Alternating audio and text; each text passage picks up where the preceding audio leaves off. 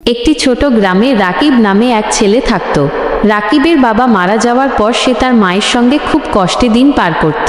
ঘরে খাবার কম, কাপড় পুরনো, তবুও মা সবসময় রাকিবকে বলতেন, মনে সাহস রাখ, আল্লাহ কখনো কাউকে একা ফেলে না। একদিন রাকিব খেতে কাজ করার জন্য রহিম চাচার কাছে গেল। চাচা বললেন, তুই পরিশ্রমী ছেলে, চাইলে আমার খেতে কাজ করতে পারিস। রাকিব খুশি হয়ে কাজ শুরু করলো। গ্রামের মুন্সি কাকা প্রায় রাকিবকে দেখে বলতেন, পড়াশোনা ছাড়িস না বাবা, একদিন তোর দিন বদলাবে। কিন্তু বই খাতা কেনার মতো টাকা ছিল না। এ কথা শোনার পর সেলিনা আপা রাকিবকে স্কুলে ডেকে বললেন, তুমি মন দিয়ে পড়ো, বই খাতার ব্যবস্থা আমি করে দেব। রাকিবের চোখে পানি চলে এল। সে আরও জোরে পড়াশোনা ও কাজ করতে লাগলো। ধীরে ধীরে তাদের সংসারে স্বাচ্ছন্দ্য ফিরতে শুরু করলো। রাকিব বুঝল, দারিদ্র্য যত কঠিনই হোক, মানুষের সাহায্য, নিজের পরিশ্রম আর মায়ের দোয়া থাকলে জীবন বদলাতেই পারে।